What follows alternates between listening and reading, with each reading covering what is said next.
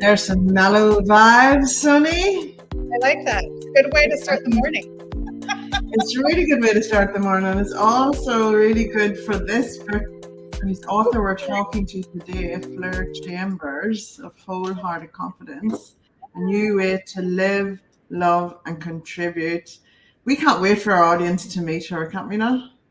Yes, we are so excited. Let's get stuck in. Come and join us, Fleur. Welcome. That music is pretty cool. So mellow, isn't it? It Yes. goes with your book. It goes with your vibe, your book. Yes, vibe. it does. It sort of even goes with the waves of the mountains. The dancing book club. Yes. Don't be giving us any ideas. I know, before you know it, that's it. That is what will happen. So, Fleur, thank you so much for Wholehearted Confidence. We're 1 week in and we are just loving it. Of course, I've read this before. I've been part of the journey of it coming together, and it's just such a sacred process that you harness to bring your books to life, not only just the words, but also the pictures. So can you share with us, because this is book 2 for you, 10 Pathways is book 1. I highly recommend that, and we will review that as well at some stage. But this was kind of like a book that flowed beautifully for you, wasn't it? Yeah, well, it started as a course, actually. It started as an online course that 10,000 people went through, and I got a sense that maybe I was onto something.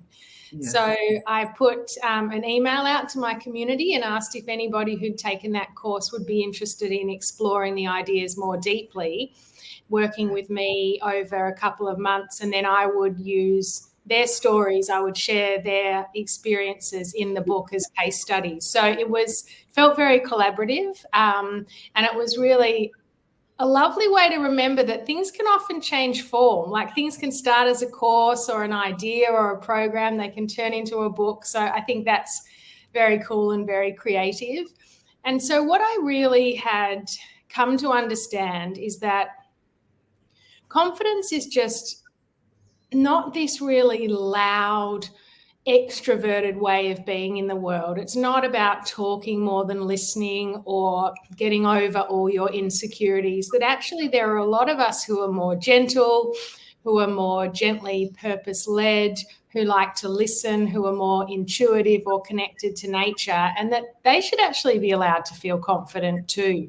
So it really was a rejection of that sort of old, shoulders back, strong handshake, present yourself really strongly to the world, and an invitation for the more gentle souls, for people who are more purpose-driven, passionate, and maybe introverted, to really feel like they could step into their own power and make a contribution too. Well, I think that's one of the reasons that the book spoke so personally to me, because I started reading it, in fact, yesterday in preparation for our interview, because I'd read your 10 Pathways and already a big fan.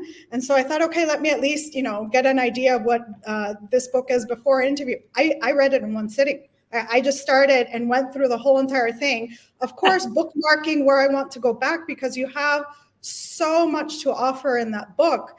But at the same time, I really felt like you were speaking my language. I mean, I felt really identified, really connected. And I absolutely love that. And I think a big factor of that is the stories that you share, because you do share quite a lot of that. Can you tell us a little bit more of how that came to be? Like, why was that important in the book? Well, I think, first of all, thanks so much for reading it and for enjoying it and for letting me know that it spoke to you. That's just so beautiful. I love receiving that feedback. And I think my first book was really quite personal. It was a journey inwards, an experience about my own life with chronic pain, and a real ability and a real commitment to speak and support others along the way. But I just wanted to bring more people in and celebrate more people. And this idea that we use our sense of confidence, not just to better ourselves, not for this sense of individualistic need or reward, but actually to be better humans and to make a positive contribution to the world. And so I feel like just by identifying other people's stories, their successes, their challenges, I was already doing that. So celebrating other people and allowing other people's voices to be heard as well. And you also share your journey, which I sort of felt that, you know, we saw your growth through the book. Like, you actually talked to us about how you came into your sense of confidence. So can you share a little bit more about how that was for you in terms of writing the book?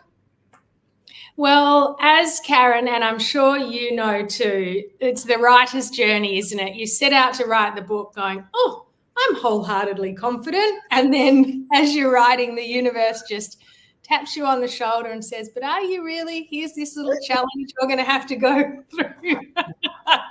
So I call that like the universal curriculum. The universe has a terrific sense of humor and will often just keep you in check in the writing process. So for me, I guess I had some moments of vulnerability. I had some moments of doubt. I had some pain flare-ups, which is my body's way of telling me that I don't feel ready or I'm feeling nervous about being seen.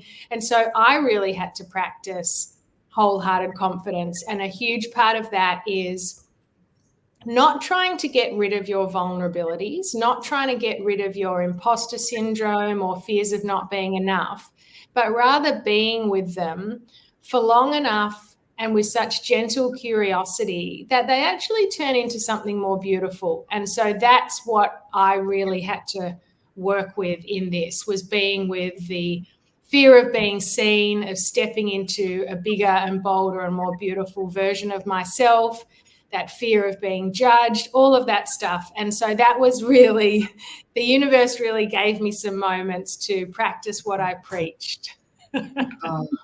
Isn't it just magic how you actually epitomize the whole journey whilst writing it? And each book does that, doesn't it? Whatever the theme of the book is always the theme of the author, you know, the writing and publishing journey. I've seen it so many times. So I'm like, don't write about things that are tumultuous because you're going to go on that journey. Honestly, it's always the essence, isn't it? And Fleur, you've invested really heavily in pulling this book together. I know how much effort and resources and everything that goes into pull together like such a beautiful book. Please ignore my nail polish, but like, look at that page. I am enough. I am worthy. I am safe. I am lovable. I choose a new story. And we can do that every single day, every chapter, every season of our life. Yes. Yes. Yes. Gorgeous. Learn to receive a smile from the sky above. Gorgeous. Don't you just breathe in each of the quotes on those quote pages, Sonee? Aren't they just they're so beautiful? And you know my favorite one, Fleur, because I'm trying to find it here, because we put it on, we created it into, oh, there we go. This just makes me do this every time I see it. Shoulders back, heart open. Just breathe that day in. Beautiful. But you teamed up with the amazing Eliza Todd for this, to bring your words to life. So can you share with us a bit about that vision? I love the creative process that comes with making a book, or similarly, when I create meditation courses, it's the music that gets created. So it's that little bit extra that really creates that energetic component of a book. So I feel like there's a lot of self-help books out there. There's a lot of books that really have to-do lists, and we can get quite striving and intentional about them. And I just wanted people to feel that sense of emotion when they look at the illustrations. I wanted to bring out affirmations. I love the interplay between words and space and art. And I actually really love the magic of putting the pieces together. So first of all, working with the illustrator around the energy of the illustration. So there's 4 parts to the book, and there's different colors. And even there's one part which is called Dancing with Your Shadows, and they're all purples and grays. And then towards the end, when we get into expand, it's orange and yellow, like the sky and the sunshine. So the colors are supposed to move people energetically through emotions. And then the bit about working out which illustrations are going to go on which page and everything, it's just quite fun. It's a big project, but I really love seeing it come together. Well, here's another really favorite one of mine. Oh, sorry. Let me see if I can angle it. The bright star sparkling against the what? I can't see. Endless darkness. Yes, endless darkness spoke to the depths of me. Like, and I mean, that is just gorgeous. I can't really get it. Oh, there we go. And so how cool is that? So that's a story of when I was in Patagonia about 20 years ago, and I was looking up at the night sky off a glacier, and then to have my words put onto a piece of art, it's pretty cool. And I think another reason why I do it, not only for the reader to allow it to be more beautiful, more energetic, a nicer book on the bedside table, but also writing can be quite a lonely, insular process. And so I like teaming up with other creatives. I like working with the students to bring their case study stories to life. And I love working with an illustrator. And is it when are you strategic in the stories that you choose to share, or is it as you're writing a story will come and it just flows into the book? How does that work for you? My friends who I share a workspace with thought I had them all printed out. I was like a student studying for year 12. I had little piles. I'd move them around. Whose story went here? So I'm quite thorough and quite strategic, but then the magic happens. So without wanting to give things away, I started with a woman's story about her sharing her artwork when she was a little girl with family and friends, and her brother telling us it was no good. And then she sort of shied back into herself. Her confidence and her creativity was sort of dampened. And by luck, universal wisdom, the wisdom of creativity, I ended with a story, a magnificent story of hers about her daughter and connecting with the energy of her daughter who had passed away. And I only realized in the mapping out of it that I'd started with her and I'd ended with her. So there's also a bit of luck. There's also a bit of intuition. There's also a bit of magic that goes with all the printing and the moving pieces of paper around. And that's the journey, isn't it? Oh, it is the magic. And it's like divine intervention whenever you're reading it afterwards and you go, oh, wow, I didn't notice that, but that is exactly what's supposed to be right there. You know, things happen and things come into your thoughts, don't they? Because you're so fully immersed in bringing this book to you are living wholehearted confidence every moment, and you can feel it in this book, can't you, Sonee? It's like I just love it, and I love that it doesn't have to be loud in your face. It can be soft and received beautifully, but still have the impact on someone's journey.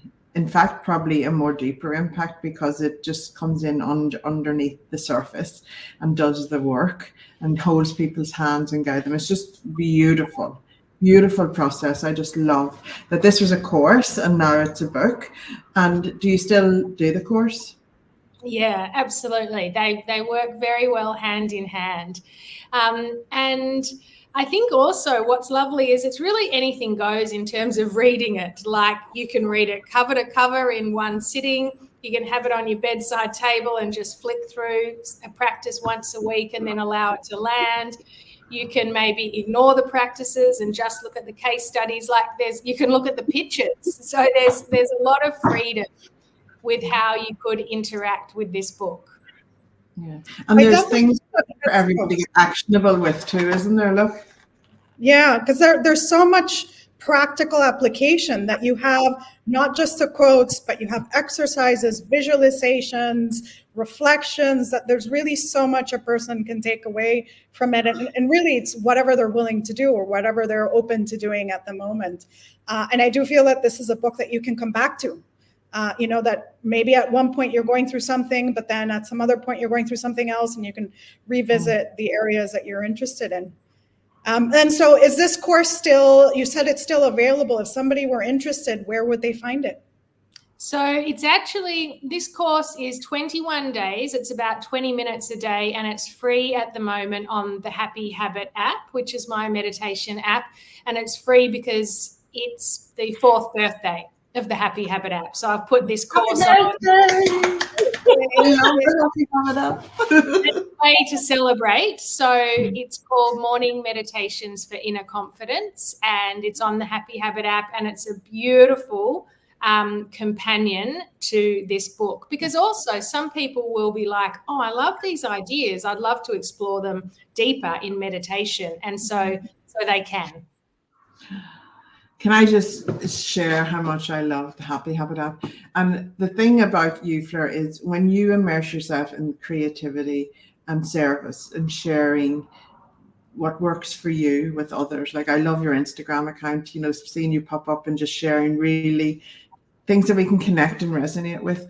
But what you create with books and courses and with your app, it just, every bit of it makes somebody's world a better place. And you could just trust that you can go into Fleur Chambers' world and you're going to be immersed in something that will heal you, will advance you, will awaken you. There's something there that you will resonate with. And I just have to say kudos for showing up for it, because it just is what the world needs right now. It's amazing.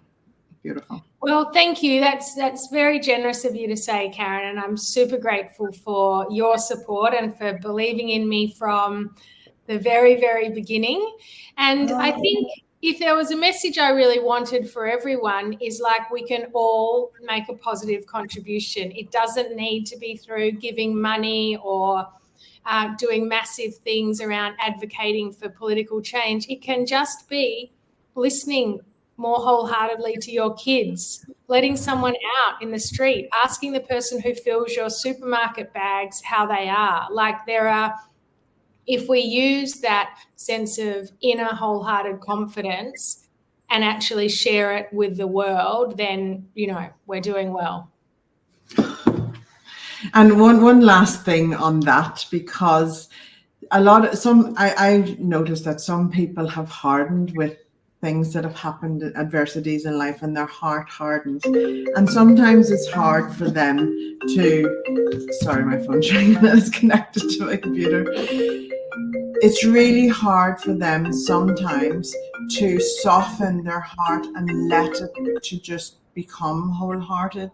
What advice do you have for people like that to try and break that mold that they have protecting themselves? Yeah, well, I think that it's a great question, because a lot of people have had a lot of challenges, big and small, and it's very, very natural for their hearts to close over, to feel protected. So this is a really natural and normal and understandable thing. And so we just imagine, like, if we were waking a baby from a sleep, we wouldn't just pull the covers off really suddenly. We'd just gently pull the covers back a little bit at a time. And so that's really, I think, what we do with our heart, is we just pull back the covers slowly. And so we just give maybe our heart one thing to focus on a day, rather than it needs to feel everything all at once, good, bad, and everything in between. So maybe just each day you wake up and, okay, today I'm going to focus on gratitude. I'm just going to open to seeing a few little grateful things. The next day, I'm going to open to forgiveness. See if I can forgive myself, my kids, someone in the street. And so just giving your heart a little bit of guidance around waking up, because often when we do wake a heart that's been asleep for a long time, it's like a puppy. It's just going everywhere and it's feeling all the things all at once. And it goes, oh, this is too much. Actually, I'm going back to sleep. So we just do it slowly. Great advice. And it's just being aware and being kinder to yourself as well. Isn't it, Fleur? Just being aware and saying, well, do you know what? I actually did open my heart today in this scenario or this scenario. And gratitude is a beautiful hack for it as well, isn't it? Just being mindful. Beautiful. Oh, Sonee.